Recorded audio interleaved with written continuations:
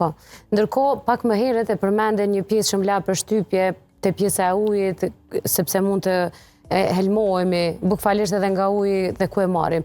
Ne në Kosovë, sidomos, e përdorim shumë plastikat. Kryesisht ujin e blerë kemi në shishe plastike, jo 100%, po më shumë e blem ato. Uji që qëndron gjatë në shishet e plastike, sa mund të jetë një arsye? Tash sa i përket... Ose një shkaktar? Sa i përket shisheve plastikës, ato po besoj që janë të kontrolluara, për ndryshe nuk mujnë me ushit. Edhe kompanit nuk guxojnë me rreziku me shit në ujë në shishet plastikës, se e këshin bot xhamit. Na kretë dim që xhami është më i mirë.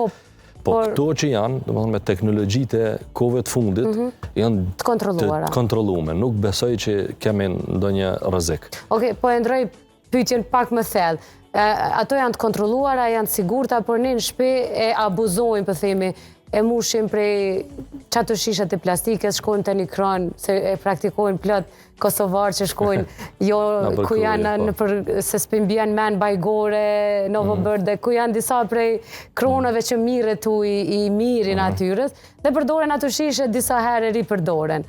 Kjo plastik Kjo do më thonë nuk bëna masandej të ripërdoret. Nuk bën të ripërdoret. Në ashta mund me mushë, me pi, që ashtu një javë, po masandej 4-5 muja një vjetë me përdore, ato nuk bën. Nuk bën. Ja, se stresohet. Po.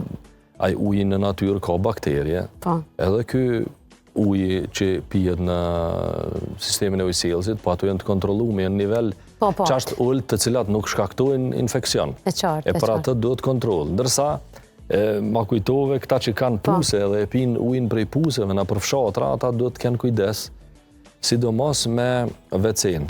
Mos tjetë afer, sepse përmes WC-s ose jamës septike mundet me u kontaminu uji. Edhe normalisht ta kontrollojnë ujin, edhe ta izolojnë mirë pusin në mënyrë që mos të kontaminohet. Se shpesh herë është një infekcion tjetër, tash po dalim pej temës temë, që në qoftë se 1000 depërton në bunar, atëherë është një infekcion që quhet tularemia, që ka qenën në endemik në për disa vendet të Kosovës, një smundje bukur e rëndë, që mund përhapët përmes menjëve, përmes ujit, njëri prej burimeve. Fobia jetësore e imja, doktor Avni, temën ma të keqe ma ke frikë momentalisht. Dhe më tash ma mi ke hu pyqe. Thonë tash vëqë janë isi me këqyrë ku janë. Dhe më thonë, është e pashërushme kjo fobia jam dhe i tyne. Duhet me pas kujdes. Edhe uji është një prej burimeve të infekcionit. Shkaktarve të infekcionit.